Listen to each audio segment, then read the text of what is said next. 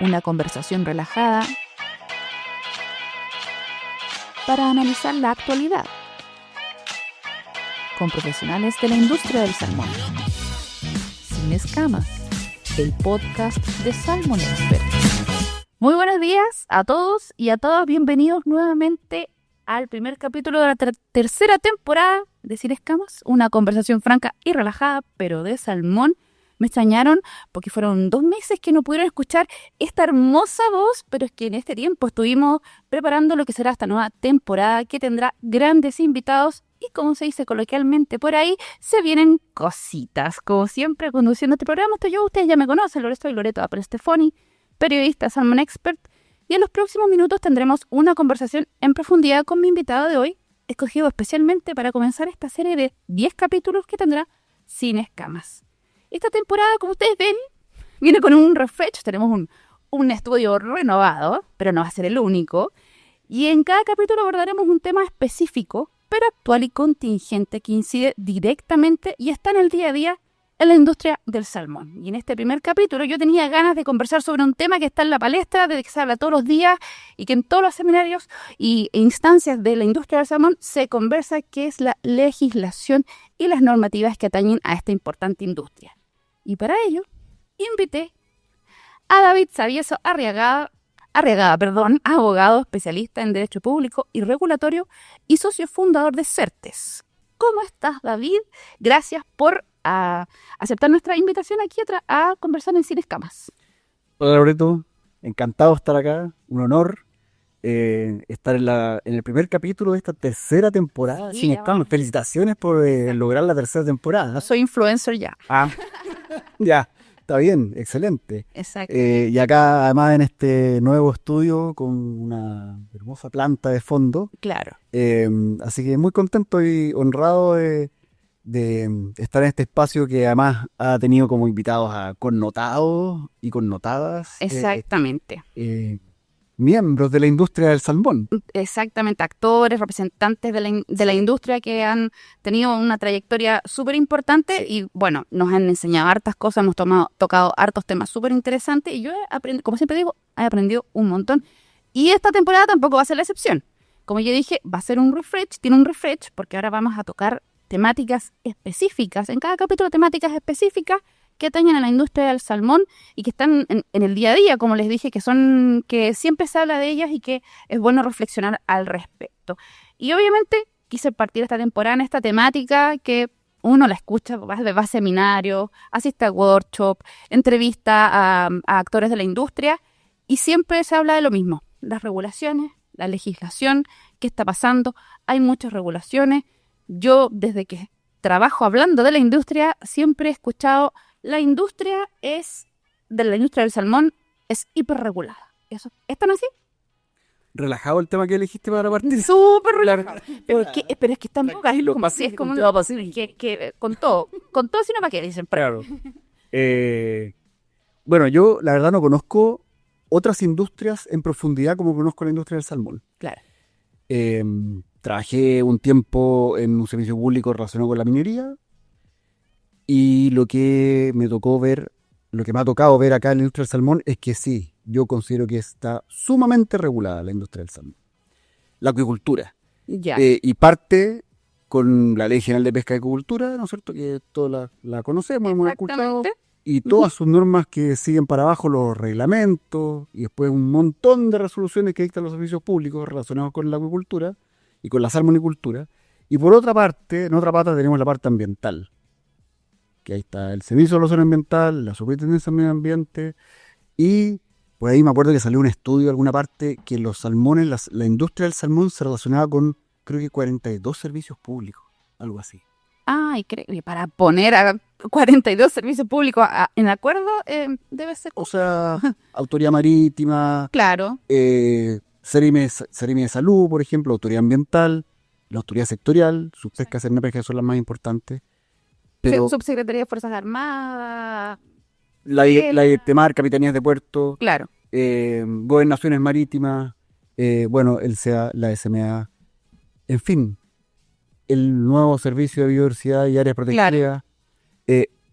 La DGA para el tema de las aguas dulces para piscicultura, por ejemplo, esa es DGA. Exactamente, para los permisos de agua, no los permisos, los derechos de agua. Derechos de agua. Claro. Entonces, de verdad, además de la regulación específica, que sería lo sectorial y lo ambiental, también tenemos un montón de otras regulaciones de otras entidades, de otras autoridades que de alguna manera, tarde o temprano, claro, algo van a tener que decir. Algo van a tener que decir. Alguna línea por ahí en algún informe. Así que, sí, no tengo el punto de comparación para decir que es más regulada que otras, pero sí encuentro que está muy regulada. Eso sí, muy regulada. Y, perdón, más encima, como muy atomizada. Muy atomizada.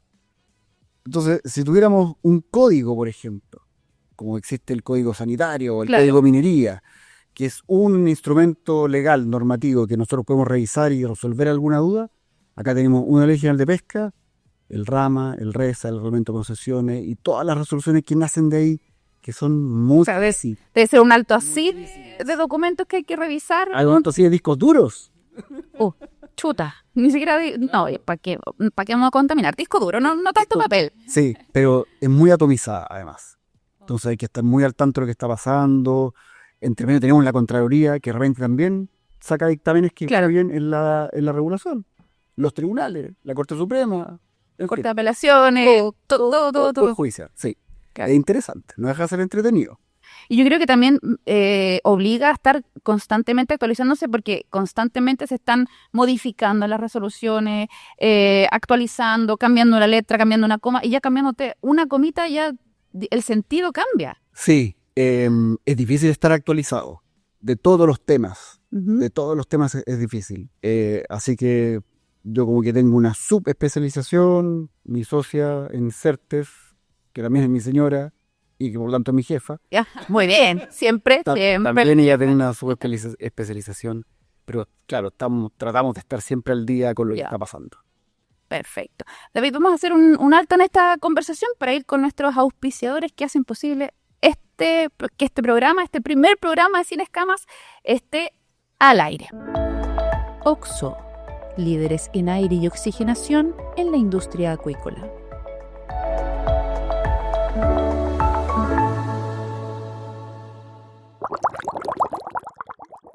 Bien, ya estamos de vuelta. Bueno, yo les voy a confesar que cuando conversé con David para invitarlo al podcast, le pedí que me enviara un puteo así de ¿qué crees tú que sería importante abordar en este capítulo de especial legislación o especial normativa? Y me envió un pergamino, así un listado así, no, me envió varios temas que serían importantes de tocar y bueno, en realidad cuando lo leí consideré que la verdad todos tenían su grado de importancia, más o menos, pero todos inciden dentro de la industria del salmón, así que vamos a ir por orden y esto va a ser así como un ping-pong. David, ¿sabías? Ping-pong. Oye, yo te planteo el tema y tú me lo comentas. A ver, modificación de la Ley General de Pesca y Acuicultura sobre recuperación de fondos marinos, planes de recuperación e investigación.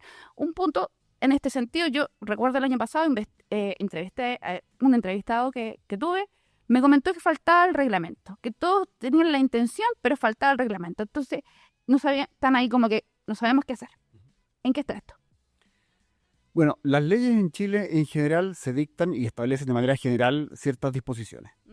Y la bajada, ¿no es cierto?, el detalle viene por los reglamentos o decretos supremos. Son sinónimos, reglamento y decreto supremo. Y después vienen las resoluciones que es todavía más detallado. Efectivamente, se modificó la Ley General de Pesca y estableció esta obligación de los titulares de concesiones de acuicultura, de en caso que tengan una INFA anaeróbica, ¿no es cierto?, un informe ambiental anaeróbico, deban ejecutar un plan de recuperación del fondo marino. Ese plan de recuperación del fondo marino tiene que consistir en aplicar algunos de los mecanismos que están autorizados por la subpesca, mecanismos físicos, para revertir esa condición de anaerobiosis, volver a una condición aeróbica y que el centro o la concesión, el centro cultivo pueda volver a operar al ciclo siguiente. Exactamente. Y además la ley estableció los planes de investigación y esos planes tienen por objetivo el desarrollo, la innovación de técnicas para hacer recuperación o remediación de fondos de cultivo. Hasta ahí, Suena más o menos bien. Pero falta el detalle. Suena, digamos, como coherente. Suena coherente, suena bastante sensato. Pero falta el reglamento. Y el reglamento, como te decía, es el detalle, la bajada de la ley, el doble clic. Y la ley estableció un plazo para que se dictara ese reglamento.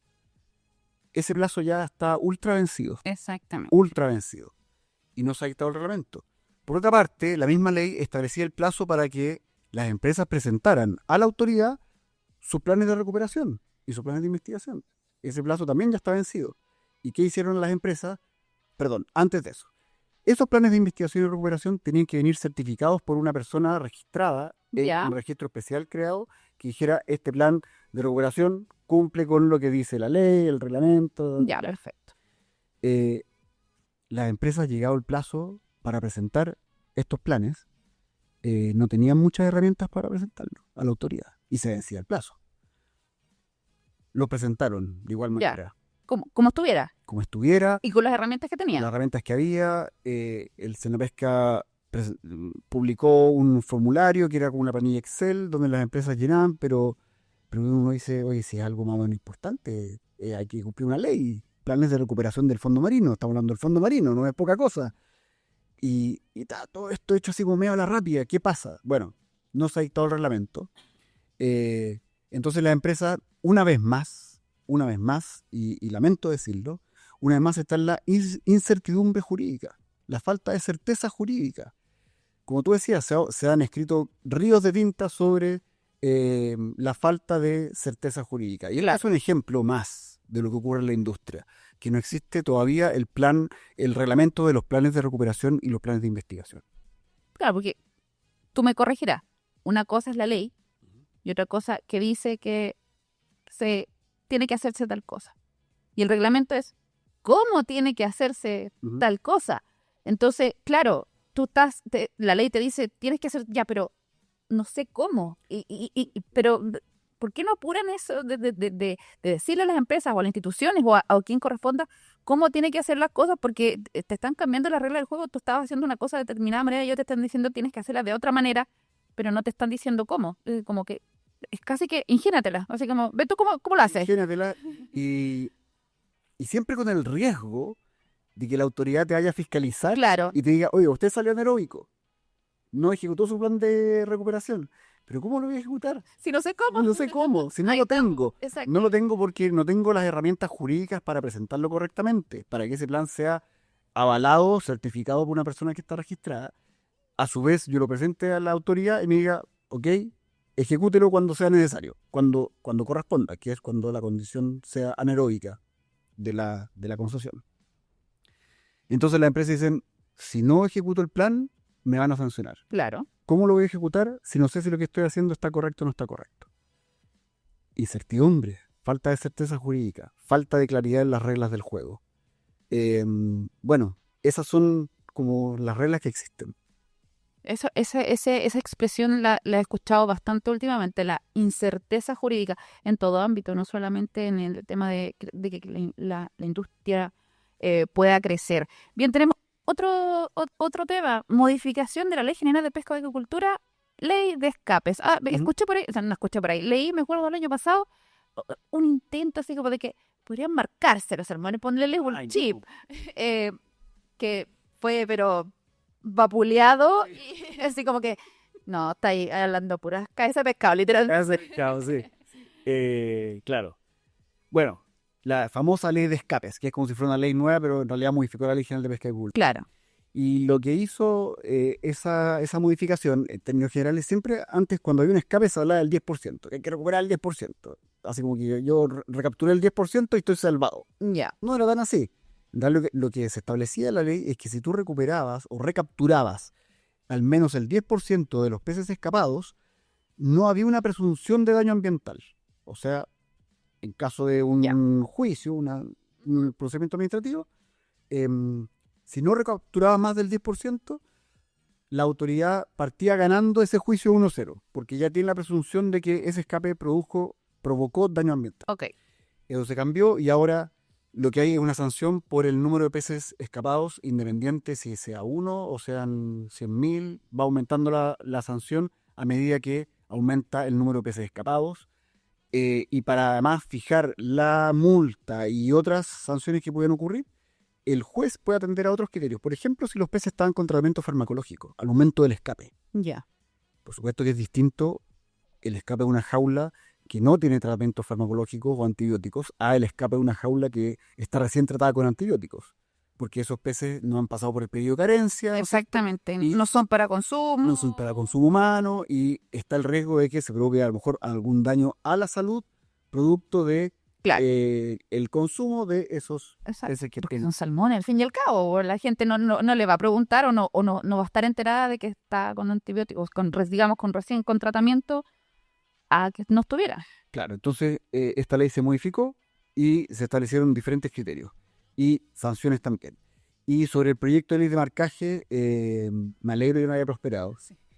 Aumentaba el costo, había que sacarle en las plantas ese chip o ese Exactamente. dispositivo que se le instalara. Que podía causar una herida también. O sea, además de instalarlo en los peces, Claro. cuando fueran small, post-small, no sé en qué etapa de su vida se los iban a instalar. Claro, yo creo que cuando fueran small. Small justo antes de la siembra. Claro. Pero después había que retirarlo. Entonces... podía causar un daño mecánico y hay mercados que no aceptan salmones con esas, digamos, heridas que son mecánicas, que no son producidas por patología. Y estamos hablando de que los centros de cultivo tienen promedio millones. 800.000 pesos. Claro. Un centro de cultivo. No, es inviable, totalmente inviable. Claro. No es equiparable o asimilable a la producción de ganado. No, por supuesto que o a la producción de ganado bovino, no es equiparable. No. Menos mal que no. Sí, menos mal que no prosperó. Ojalá que no haya ideas como esa en un futuro. David, resolución exenta 1821 sobre certificación de estructuras. Yo he asistido a algunos seminarios y lo que más se toca, el tema más abordado es que hay incertidumbre porque da para interpretar cada persona especialista en este tema de estructura, sobre todo las empresas que hacen fondeo o que hacen estudios de fondeo, podemos interpretar cualquier cosa, no está clara tampoco. Sí, la resolución 1821, esa es mi regalona. Sí, que también te he visto en ese seminario. Esa es mi regalona. Sí, de hecho, CERTES viene de certificación de estructuras. Ya. Ah, mira. Nosotros no certificamos estructuras, pero sí nos hemos especializado en esta norma y apoyamos a las empresas en este proceso de certificación. Y la 1821 se relaciona con el escape de peces. Claro. Y desde su... No sé si habrá una correlación directa, pero desde su dictación y desde su implementación han habido menos escapes de peces. Han habido menos escapes de peces en la industria, en Chile. Entonces, tiendo a pensar de que la dictación y la entrada en vigencia de la 1821 sí ha ayudado a mejorar las condiciones, los estándares de los fondeos, de la operación de los centros de cultivo y a disminuir el escape de peces. Ahora, respecto a la incertidumbre, toda norma jurídica es interpretable. Yeah. Toda. Interpretar es imaginar. Entonces, cuando tú lees algo y lo interpretas, estás imaginando cómo hay que aplicarlo. Y la 1821, como es una resolución, ya estamos como en el cuarto nivel de la jerarquía normativa. Nosotros tenemos las leyes, reglamentos, resoluciones. Y la 1821 es súper detallada. Establece toda la metodología para hacer la memoria de cálculo y después establece la obligación de certificar anualmente, de verificar semestralmente y además la metodología para hacer esa certificación. O sea, no es llegar a hacerla de cualquier manera. Hay que hacerlo de acuerdo con lo que establece la 1821. Tiene aspectos, por supuesto, que son interpretables y que quedan un poco a criterio del certificador y también a criterio de la autoridad. Yo creo que llegando a los consensos en esos talleres que tú mencionabas que se hicieron a fines del año pasado. A fines del año pasado. ¿Sí? Principios de este año. Fines del año pasado. Se llegaron como acuerdos y en esos talleres participaron los certificadores, las empresas productoras, consultores, ingenieros, navales, qué sé yo. Los entendidos en el medio. Y yo estaba ahí grande. Entonces sí, yo creo que hay espacio todavía para mejorarla, hay espacio para definir ciertos criterios. ¿Ya? En otros aspectos hay espacio todavía para decir, esto queda a criterio del certificador, porque no todos los centros de cultivo son iguales, no todas las condiciones oceanográficas, Geográfica, son iguales. hasta digamos, las diferentes regiones donde está la salmonicultura son diferentes. Así es. Entonces, de repente piden que haya más certeza jurídica, más certeza, que se establezcan los criterios. Y por otro lado, las mismas personas dicen, no, pero es que esto debería quedar a criterio del... Oye, pero... Pónganse de acuerdo. Pónganse de acuerdo. Exacto. ¿Quieres más criterio o quieres menos criterio? ¿Más espacio o menos espacio? Hay que ver en qué aspectos podemos dejar más espacio y en qué aspectos en realidad es necesario que, dado que ya la norma lleva un par de años ya aplicándose, recoger la experiencia y decir, ¿sabes qué? En este aspecto ya llegamos a un consenso de que esto va a ser así.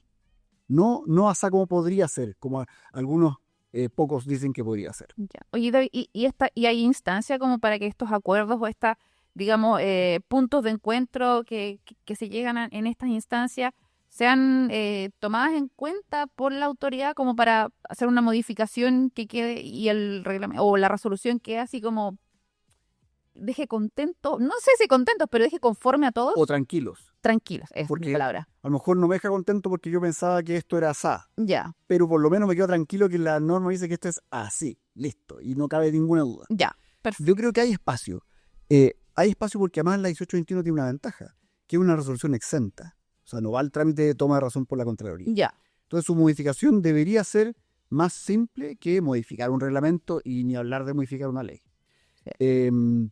Entonces sí, yo creo que hay espacio. Con los talleres que se hicieron a fines del año pasado, se está generando un documento que va a ser una propuesta, que va a ser presentada con los gremios a la autoridad. Perfecto, y decirle, ¿sabe qué? Hemos trabajado en esto seriamente y creemos que, o sea, habiendo recogido además toda la experiencia de los certificadores, de las empresas productoras, de sus áreas de operaciones, de sus áreas de redes, estos son los aspectos que nos gustaría mejorar.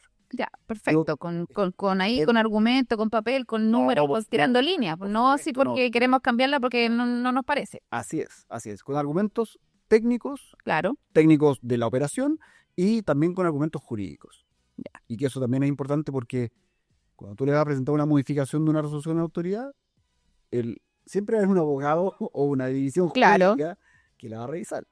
Y tienen que quedar todos tranquilos. Como decíamos, no contentos, pero al menos tranquilos. Tranquilos, no nerviosos. Sí. David, planificación de siembra, régimen de siembra, densidad y porcentaje de reducción de siembra o PRS. Sí, PRS. Sí. Ay, tanta sigla que de repente uno y se confunde. ¿Cómo está manejando esto la industria? Yo creo que también sería bueno una revisión de los regímenes de siembra. Ya.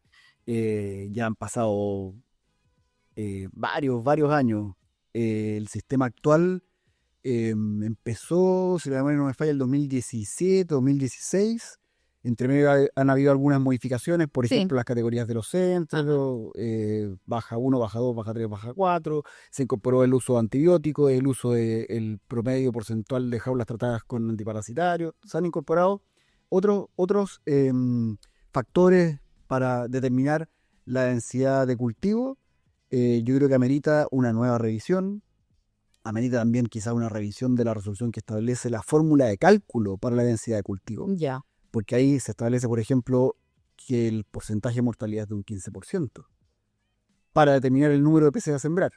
Recordemos que la subpesca lo que te da es un número de peces autorizados a sembrar, no una biomasa autorizada a cosechar. Ya.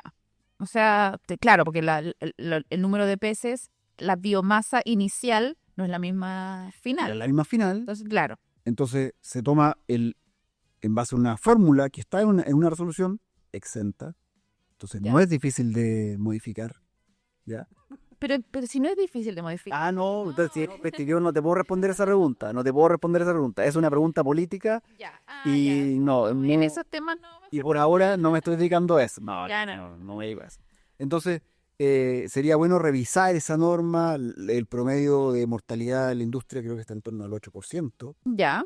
Entonces, el 15% no sé si beneficia o perjudica, pero sí nos da un número más real.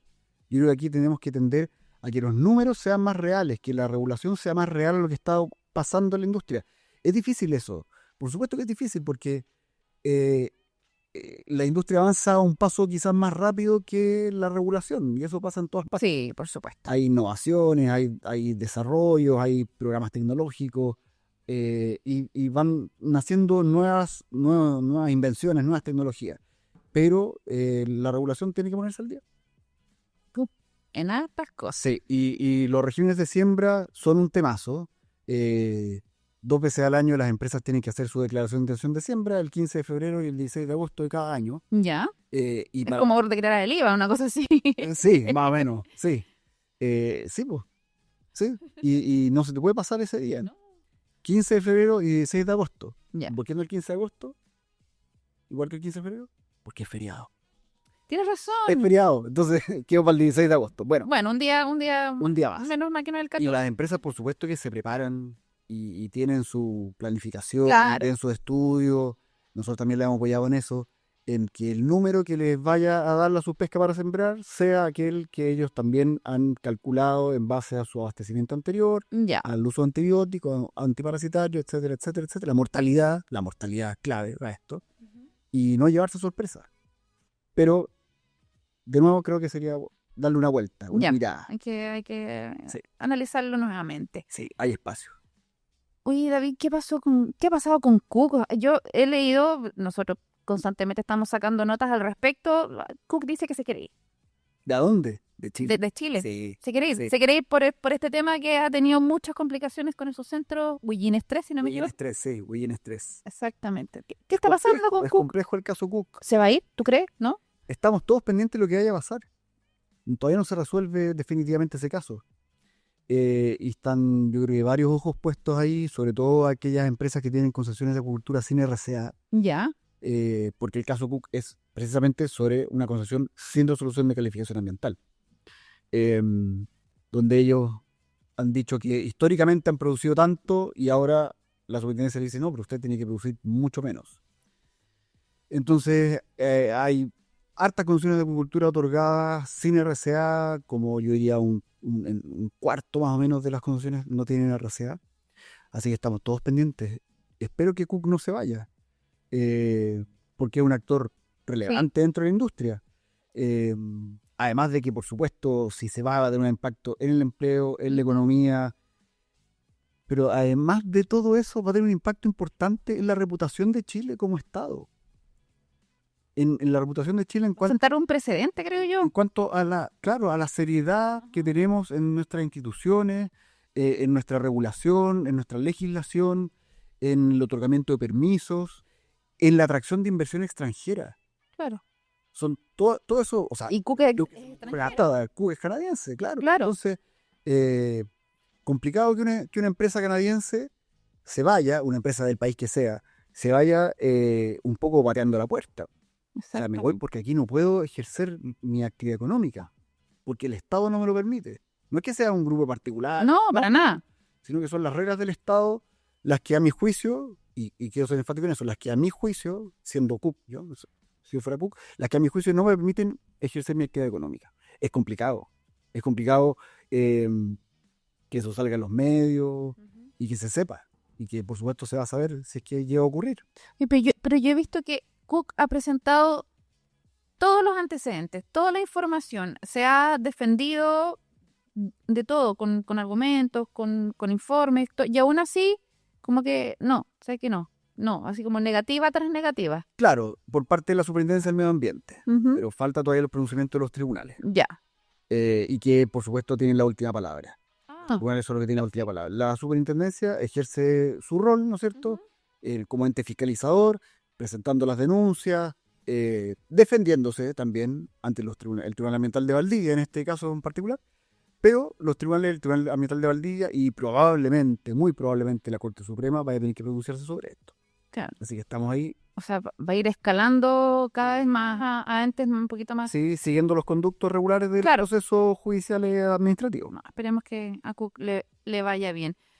David, ley de delitos económicos y ambientales y su impacto en la industria. Yo asumo que Oye, tiene... esto está como examen de grado, Sí, esto. Ya. exactamente. Aquí te estoy haciendo, pero una revisión completa de todo lo que sabes, porque yo también quiero aprender y la gente que nos está viendo también quiere saber, porque yo creo que leen que pasó esto, o se promulgó tal ley, o hay tal reglamento, pero entenderlo así como en fácil es mi labor ahora, en este momento.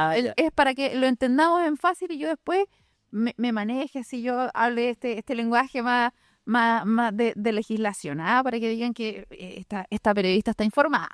No, nunca tanto, pero a mí me gusta aprender porque yo, como te digo, yo leo, pero de repente es como, ya, pero no, ¿qué significa? No entiendo mucho. Entonces, en este tema, la ley de delitos económicos, ¿cómo está afectando a la industria? Porque obviamente, o sea, incide totalmente porque es una actividad económica y que está utilizando un recurso, un bien público, que bien nacional de uso público. Eso, bien nacional de uso público, esa es la palabra, que es el mar. Ese es el... Ahí por ahí pasa claro. el asunto, porque es un bien nacional de uso público. Y estamos produciendo seres vivos en un bien nacional de uso público. Y que se mueren los seres vivos y se enferman. Y estamos en un bien nacional de uso público. Por ahí pasa todo el problema. Ahí está la cosa. Y la nueva ley, bueno, ya no está nueva, pero la ley de delitos ambientales económicos y ambientales, generalmente se le olvida el y ambientales, habla de la ley de delitos económicos y ambientales. Esta ley se dictó a raíz del estallido social, porque ahí se están regulando penalmente otras faltas como el que baila pasa y todas esas cuestiones, que era como legislación penal del momento. Pero también dijeron, oye, ¿sabéis qué? Falta legislar sobre otras conductas que afectan a un montón de gente y que terminan en clases de ética o multas ínfimas, como la colusión del papel higiénico, la colusión de los pollos, la colusión de la farmacia, también, que afecta a todo el mundo todos los días. Exactamente. Mucho más que una barricada que además ya está hace rato que está penado y sancionado. Sí. Pero afecta al grupo de personas que está ahí, que por supuesto se ven afectadas súper local. Pero la colusión de la farmacia, la colusión del papel higiénico, la colusión de los pollos, afecta a gran parte de la población. O sea, todos ahí podíamos recibir 7 lucas por el... Yo no la recibía, que conste. No, yo tampoco. Pero yo no la recibí. Es que parece que hay que tener en cuenta... Bueno, ya, esa es para otro tema. Ya, nace a raíz de esto y se crea como este nuevo estatuto se crea este nuevo estatuto de ley de delitos económicos y ambientales con 4 categorías de delitos. En la segunda categoría están los delitos ambientales y de entre ellos, por supuesto, que está aquellos que recoge la Ley General de Pesca y Agricultura, como la muerte de cetáceos, el escape de peces, la contaminación de las aguas. En otra categoría está el cohecho funcionario público. Ya hablamos, ¿no es cierto?, de la cantidad de autoridades que rigen la agricultura, y esa relación con las autoridades es a través de funcionarios públicos. Entonces, hay un riesgo ahí de que pueda ocurrir un cohecho a un funcionario público. Entonces, esta ley cambió un poco este paradigma y además se modificó la ley de responsabilidad penal de la persona jurídica. Pudiendo hacer responsable a la persona jurídica, a la empresa, por la comisión de un delito. Uno dice, pero ¿cómo una empresa va a cometer un delito si los delitos los cometen las personas? ¿No es cierto? Pero puede ser que la empresa haya adoptado como política la comisión de un delito. O bien no haya adoptado las medidas para que sus trabajadores, sus representantes, no cometan un delito. Y en ese caso se sanciona a la persona jurídica. Entonces, pongámonos el caso de el cohecho a un funcionario de la subpesca, el Senapesca, da lo mismo, el servicio público que sea. Y lo hace una persona que tiene el poder de representar a la empresa, un gerente, un jefe de área o un funcionario cualquiera, un trabajador cualquiera. La empresa, para quedar a salvo, porque esta ley otorga un salvavidas a la empresa. No es que usted cometió el delito y arréglesela, le otorga un salvavidas. Y ese salvavidas es un modelo de prevención de delitos. Y las empresas pueden tener, o sea, deben tener un modelo de prevención de delitos, que es un documento estructurado que diga quiénes representan a la empresa, cuáles son las funciones que tienen, qué ocurre en caso de que se cometan los delitos. Y esto va acompañado más de una matriz de riesgo que deben hacer. ¿Cuál es una matriz de riesgo no descargada de internet de Rincón del Vago? No. Tiene que ser una matriz de riesgo hecha. David, qué antiguo, el rincón Ay, del pero ya vago. se me cayó- No, se me cayó el carnet. ChatGPT. Ya, bueno, Con sí, ChatGPT, ya. Ya. No una matriz descargada de ChatGPT, sino que es una matriz de riesgo hecha para cada empresa, de acuerdo con su giro, de acuerdo Claro. con sus actividades, Su realidad. con su realidad. claro. Estas son mis operaciones, estos son los posibles riesgos que yo puedo tener. Ya es como una declaración de derechos y deberes, una cosa Son- así. Eso viene después. Ya, En perfecto. base a la matriz de riesgo, digo, acá tengo un riesgo en rojo, sistema semáforo, en Ujú. rojo, en amarillo y en verde. Financiamiento del terrorismo. ¿Cuál es la posibilidad o la probabilidad de que mi gerente financie el terrorismo con la súper baja? Acá en Sí. Chile, súper baja, en la salmonicultura. Quizás en la forestal podría ser un poco mayor. Claro. Podría ser. Ya, entonces en la forestal lo dejo en amarillo, pero en la salmonicultura lo dejo en verde. Pero ¿cuál es la posibilidad de que, por ejemplo, yo tenga un derrame de hidrocarburos y contamine un río? Porque voy trasladando combustible a mis centros de cultivo. Claro. O tengo un generador en mi piscicultura y por una piscicultura de flujo abierto. Y al lado pasa un río. ¿Y cuál es la probabilidad de un derrame? Es Es alta. alta. Es alta. Claro. Si no tomo las medidas de seguridad, de tener eso en un pretil, ¿no es cierto?, para contención, qué sé yo, es alta. Lo pongo en rojo. Entonces, por eso te digo que la matriz de riesgo es clave acá en el modelo de prevención de delitos que sea hecha a la medida de cada empresa. Luego eso, después de que tengo todo este diagnóstico armado, se dicta el modelo de prevención, o sea, se crea el modelo de prevención de delitos, que no es un documento que yo lo hago y lo guardo en un cajón y cuando ocurre un hecho lo salvo. Miren, acá tengo mi salvavidas que es el modelo de prevención de delitos. Entonces yo lo hice, sí. Yo lo hice. mi tarea. A mí no me castiguen. Claro. No funciona así. No funciona así porque te van a preguntar, ¿usted lo hizo? Ya. ¿Y capacitó a su gente? Sí. Y después de tantos meses o una vez al año los volvió a capacitar, a la gente nueva que ingresó lo capacitó, sí. ¿Lo incorporó en el modelo, los contratos de trabajo? Sí. O sea, es una Ya. cuestión bien dinámica. O sea, tienen que tener un seguimiento, pues, ¿no? Hay que tener un seguimiento, hay que tener un canal de denuncia, hay que tener un oficial de cumplimiento. Ahora, las personas que nos están viendo y nos están escuchando, probablemente algunos que están, no sé, como esto, un podcast manejando Claro. Puerto Montt y Puerto Valle, o ¿Qué viendo alguna fue? agricultura en la Spotify. Araucanía, Sí, por supuesto. chocaron cuando yo les dije esto, o se pegaron un frenazo en la carretera. No es para asustarse. Esto no es para asustarse. Esto que todas las empresas tienen que tenerlo, Claro. no es para asustarse. La ley establece los rangos de las empresas que tienen que tener de acuerdo a su facturación, si son micro, pequeñas o medianas, o grandes, por supuesto que las grandes sí tienen que tenerlo.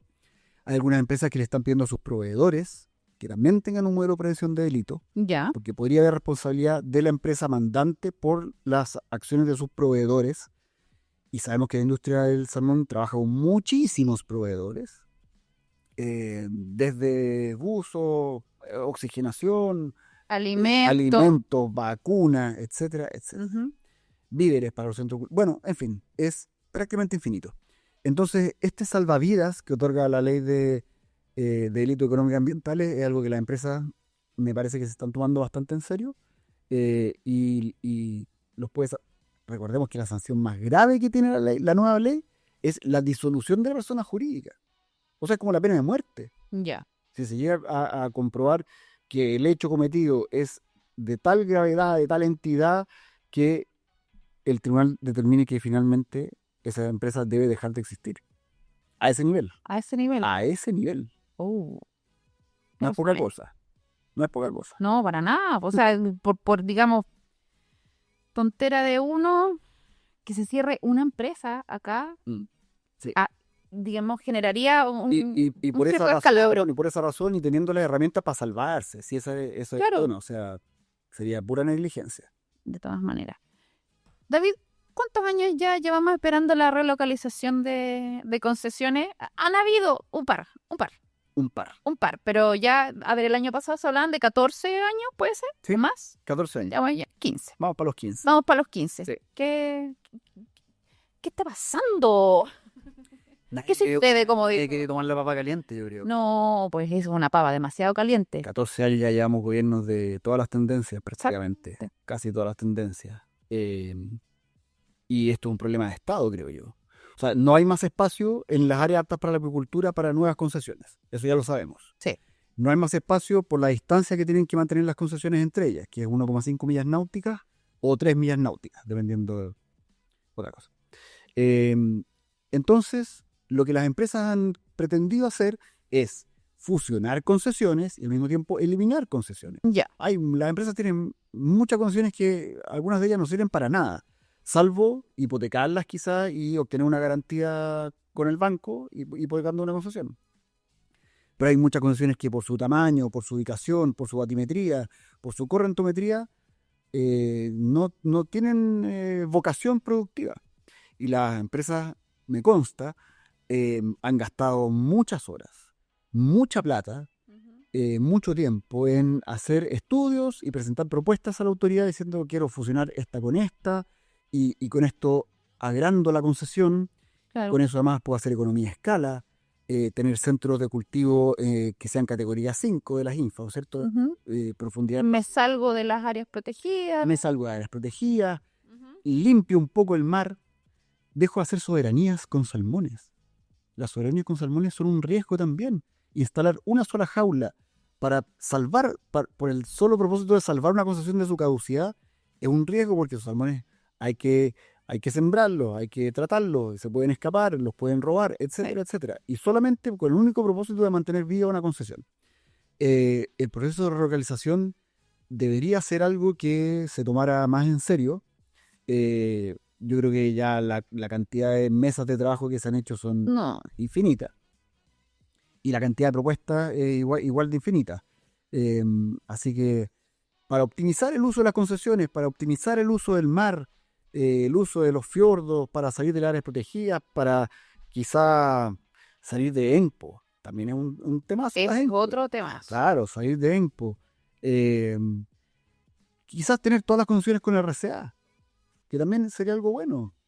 Cuando tú relocalizas, ese es un proyecto nuevo de engorda de salmones, ¿no es cierto? Entonces tienes que entrar al servicio de evaluación de impacto ambiental, al sistema de evaluación de impacto ambiental. Entonces, volvemos como al punto anterior, o anterior, certeza.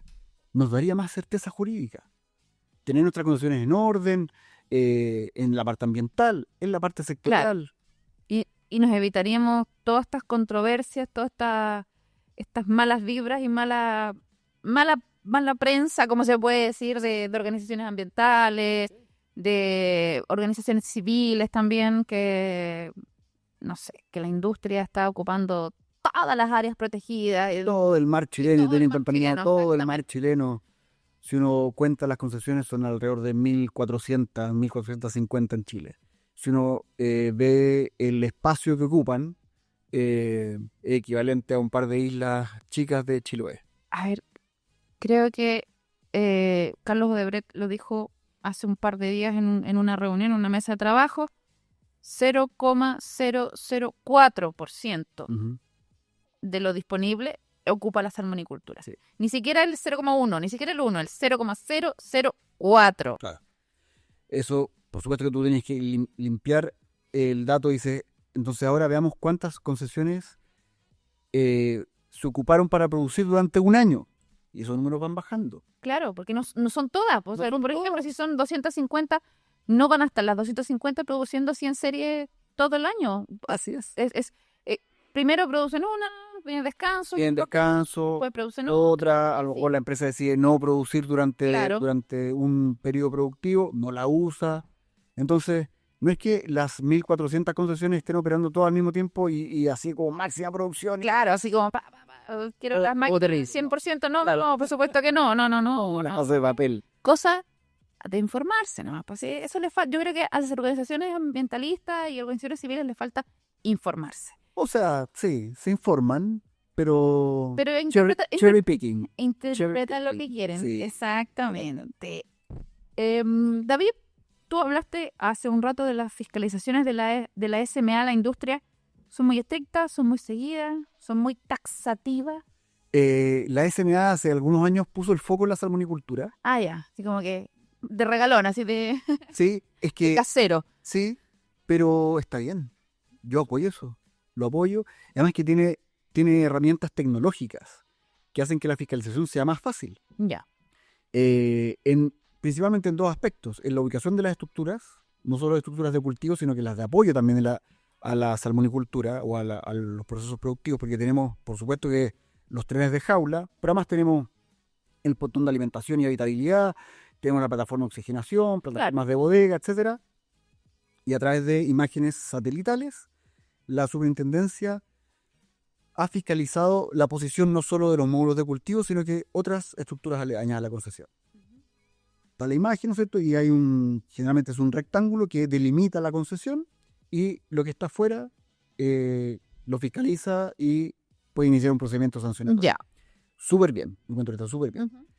Porque además usan algoritmos y machine learning y no sé si inteligencia artificial, pero todas esas cosas que están muy de moda y que está muy bien que se usen. Entonces no es que sea una sola imagen de un solo día, superponen varias imágenes. Ya. Porque por supuesto que hay variación de la posición del módulo cultivo, por las corrientes, por las mareas sobre todo. Por las olas, clima, viento, todo. Claro. Entonces en ese aspecto yo creo que está muy bien la fiscalización de la Superintendencia de Medio Ambiente, muy bien. Y el otro aspecto que están fiscalizando fuerte y con el uso también de herramientas tecnológicas es la producción, la cantidad de biomasa producida. Ya. Ahí hay un cruce entre los sistemas de fiscalización de la superintendencia con el Senapesca. Y, por supuesto, con lo que permite cada resolución de calificación ambiental. Ya. Entonces, tiene ese número, el que está en la RCA, que es el techo de producción, y lo comparan con los datos que recibe el Senapesca, y ahí hacen el cruce. Y es súper importante tener en consideración que acá no es solamente la biomasa producida que se va como materia prima a la planta, sino que a eso hay que sumarle la mortalidad. Ya. Entonces no es solo biomasa cosechada, ya. sino que a eso es más mortalidad. Ahí puede haber quizás un grado de distorsión en los pesos de la mortalidad, porque la mortalidad, tú sabes, ¿no es cierto?, se declara los lunes de cada semana de la mortalidad de la semana pasada. Y se le pone como peso promedio a esa mortalidad el peso promedio del centro cultivo. Pero la mortalidad podría ser menor, pero es una cuestión ya muy fina de detalle, ¿no es cierto?, para que el número sea súper preciso. Pero me parece que la superintendencia ha hecho un buen trabajo de incorporar tecnología en la fiscalización y, por otra parte, las empresas están cumpliendo, creo yo. O sea, ha salido en los medios que hay como un 99, no sé cuánto por buen cumplimiento. Un extraordinario cumplimiento, al menos de esos dos aspectos, de ubicación de las estructuras y de producción máxima. Así que me parece que está muy bien la superintendencia. Uh-huh. ¿Y qué pasa con las otras instituciones que fiscalizan, que se quejan de que no tienen personal, de que no pueden fiscalizar? Deberían implementar también este tema de la tecnología, creo que. Sí, sin duda. Está ahí, está disponible, hay que usarla. Así es. Bueno, el Senapesca, que es el principal servicio público que fiscaliza la actividad, hasta hace, no sé, 2 o 3 años no tenía una lancha propia. ¿Te acuerdas? Sí. Inauguraron la lancha propia del Senapesca aquí en Los Lagos. Es bien raro eso, como medio insólito. Pero bueno. Por lo menos tienen lancha ahora. Por lo menos tienen lancha ahora, sí. Pero sin duda que la fiscalización del Senapesca es clave en piscicultura, en plantas, claro, en los centros de engorda. Por supuesto que también es difícil ir a los centros de engorda. Hay un gasto que no es menor. Logística, tiempo. Muchos de los centros no quedan cerca del... Claro, y cuando está el puerto cerrado, imposible. Bueno, o sea, entraste al centro y querías salir y está el puerto cerrado y te quedaste ahí claro, en un pontón. A convivir con los chiquillos en el pontón. Claro. Y bueno, también la labor del Senapesca es compleja porque también hay mucha normativa que fiscalizar. El RAMA y el RESA son los dos principales, pero claro, de ahí, como hablamos, se verían hartas resoluciones.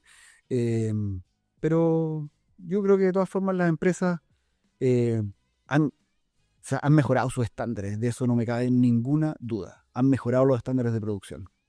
Si no, sería público y a cada rato sabríamos de denuncias presentadas en los tribunales del Senapesca. Las denuncias del Senapesca se tramitan en los juzgados de letra y en los juzgados civiles. Y eso es público, esa información es pública. Y es re fácil ahí en la página del Poder Judicial ver y estar actualizado de cómo van las denuncias.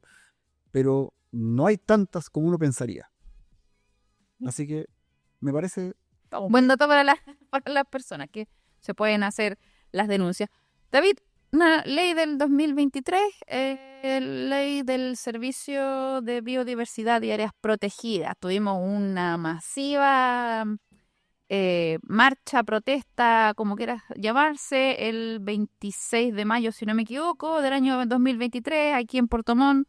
Más de 6.000 personas aquí estaban en contra de creo que un artículo de esta ley. Sí, era un No, artículo. no me acuerdo, me van a perdonar, no me acuerdo del número del artículo, pero me acuerdo que fue bien masiva esta marcha. Y ¿qué ha pasado hasta ahora? ¿Qué ha pasado? ¿Se implementó ya? ¿Está funcionando? ¿Cómo se Bueno, también solucionó esto? También falta la dictación de algunos reglamentos. Ah, ya. Pero el Servicio de Biodiversidad y Áreas Protegidas recoge a otros organismos y los aúna, los agrupa, para precisamente hacerse cargo de el Sistema Nacional de Áreas Protegidas. A priori, no se puede hacer acuicultura en las áreas protegidas, Sí. salvo que cumplan con las condiciones y lo que establecería el reglamento para poder hacer acuicultura. Ahora, evidentemente que el otorgamiento de nuevas concesiones en áreas protegidas lo veo prácticamente imposible. No. Lo veo prácticamente imposible. Pero O sea, que creo que eso ya está detenido totalmente, sino simplemente no hay posibilidad alguna. Sí. Cero opción. ahora estamos viendo entonces la salida de las concesiones del área protegida. Que tampoco hay ¿A opción. dónde se van? ¿A dónde se van? También hay cero opción, entonces no. Claro, ¿a dónde se van? Entonces, lo que queremos, lo que pretende, me imagino, la industria es de nuevo tener más certeza jurídica con la dictación de los reglamentos, con la implementación de la ley, con la creación de los organismos o la unificación de los organismos que falten y ver qué va a pasar con las concesiones que están actualmente en áreas protegidas para que puedan continuar operando. Y si no es así, que tengan que salir, que relocalizarse, pero a algún lugar donde puedan continuar con una operación similar a la que Claro, me o sale. sea, que sea, como tú dices, similar. O sea, no te vas a relocalizar en un lugar que no sea adecuado geográficamente o, no sé, las mareas, las corrientes no sean lo óptimo para tener un buen cultivo y una buena cosecha, al fin y al cabo. Así es. Así que no, estamos como esperando. Esperanding, ¿cómo se dice? Esperanding, sí. Otro actor más y otra normativa más que se suma a las reglas del juego de la acuicultura. Y este otro actor, en realidad, esa no es la pregunta. La pregunta que te quiero hacer es la gran pregunta. Ay, hombre. Ley General de Acuicultura. Ya. Porque yo lo he comentado varias veces el año pasado. Yo asistí a estos conversatorios que se hicieron con la subpesca. Sí. Y fue mucha gente. Eran trabajadores, productoras, proveedores de laboratorios, alimentos, un montón de gente, hasta de la sociedad civil. Y yo también estaba ahí por si acaso, ahí como para escuchar. Y fue una catarsis de decir, ¿sabes qué? Solucionemos todo lo que hay antes, la ley, los SBAP, la ley Lafkenche, las EMCO, los RESA, RAMA, todos los reglamentos que faltan. Y después de eso, si es que tenemos ganas y vemos que es necesario, hagamos una ley. Pero la Ley General de Acuicultura ahora no la necesitamos porque necesitamos resolver primero lo urgente. ¿Cómo se ve? ¿Cómo lo ves tú? ¿Cómo ves? ¿Tiene asidero esta nueva ley solamente destinada a la acuicultura? A ver, lo primero es que esa convocatoria que hizo la autoridad efectivamente fue una catarsis. Sí. Entonces la metodología que se usó creo que no fue la más adecuada si es que querían recoger propuestas para una ley de acuicultura. No hubo ninguna propuesta. O sea, no hubo ninguna propuesta de decir, mira, aquí tiene que no sé, tal actividad económica tienen que hacerlo así, de esa manera. Nada, fue decir, ¿sabe qué? No está bien en lo que están haciendo, no está bien. Sí. O sea, no está correcto, no es lo adecuado, no es lo necesario ahora. Bueno, de todas maneras, yo creo que es necesaria una ley de acuicultura especial. Y no solo una ley, sino que un organigrama, una orgánica, como se dice, Ya. especial para la acuicultura. Los servicios públicos en la pesca y la subpesca están bajo el Ministerio de Economía. No hay un Ministerio de Pesca y Acuicultura. Menos vamos a tener un Ministerio exclusivo de Acuicultura. No. Pero, bueno, ideal sería que el Cernapesca sea solamente un servicio para la acuicultura y que exista otro para la pesca. Son actividades distintas. Las dos se desarrollan en el mar, pero son actividades distintas. Son completamente distintas. pueden ser, qué sé yo, complementarias, que comparten recursos. En lo que hablamos de los escapes de peces para la recaptura, por supuesto que los pescadores artesanales son clave en la recaptura, Sí. pero es una cuestión muy, muy especial, muy contingente. Y no es todos los días. Y no es todos los días. No es todos los días y a cada rato. Son actividades distintas. Y la acuicultura ya está, también se han escrito ríos de tinta, en la segunda actividad productiva de Chile. Sí. A veces es la tercera, pero está ahí entre la segunda y la tercera. En el top 5. Top 5, pero por lejos. Claro. Después del cobre. Entonces, que no tenga un organigrama, una estructura pública, estatal, robusta, definida, y que no tenga una ley, o sea, la Ley General de Pesca y Acuicultura, la mitad es de pesca, la otra mitad es de acuicultura, y al final hay como cosas compartidas de cuestiones más judiciales. Como que se han añadido con el... A mi parecer, o sea, mi impresión es que se van añadiendo y van pasando... Se van añadiendo cosas. Claro. Y queda metido en el mismo saco del fraccionamiento de las cuotas de pesca y todas esas cosas que como que si somos actividades distintas, porque estamos en la misma ley. Deberían ser una ley aparte. Claro. Partiendo por eso. Ahora, yo no sé si estoy tan de acuerdo con el sentir de la gente que mejoremos lo que tenemos antes de dictar una nueva ley. Yo creo que son cosas que se pueden ir haciendo en paralelo. Ya. Una cosa no excluye la otra. Y recoger en esta nueva ley las buenas prácticas que se han venido desarrollando a lo largo de todos estos años. Dejando espacio para la innovación, para el fomento, para la implementación de nuevas tecnologías, con una mirada también de crecimiento sostenible. Que una ley de acuicultura recoja una mirada a largo plazo de la acuicultura, de lo que se quiere para el desarrollo de la actividad acuícola, para su crecimiento sostenible, en armonía con el medio ambiente, pero también teniendo en cuenta que esto es un negocio. O sea, no podemos restringir y acogotar la actividad acuícola por proteger temas ambientales, temas ambientales, porque ninguna actividad económica, ninguna es inocua para el medio ambiente. Pero tampoco estamos haciendo plutonio enriquecido en el fondo del mar. Sí. Claro, vamos haciendo eso. Sí, al final, bueno, si quieren protección al medio ambiente, como, ok, no hacemos nada entonces. Pero si no hacemos nada, no se gana nada, no se genera empleo, no se genera crecimiento, no se genera desarrollo. Entonces, como, ok, hagamos un equilibrio de las tres patitas de la mesa. Así es, y todo eso se puede hacer si acá las voluntades políticas son las más relevantes.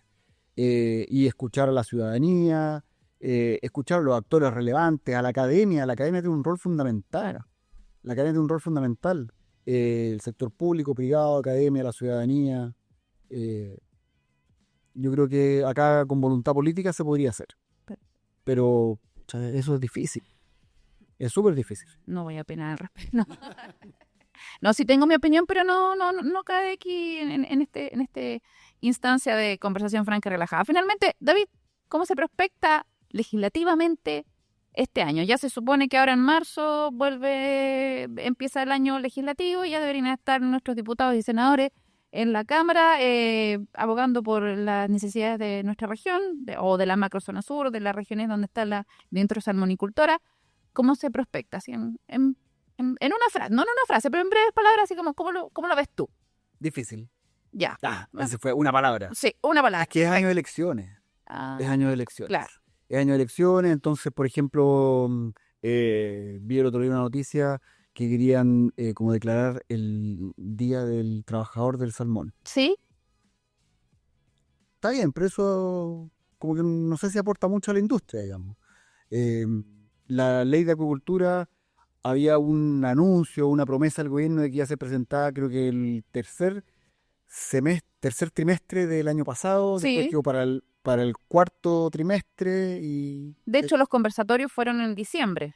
O sea, ya al límite... O sea, ni siquiera fue presentada, los conversatorios era como la preparación para analizar. Claro, entonces veo difícil que en lo que queda de este año se logre algún avance sustancial. Ya. Sustancial. Podrá haber quizás alguna modificación en términos, legislativos difícil, pero en términos reglamentarios sí podría haber. Ya.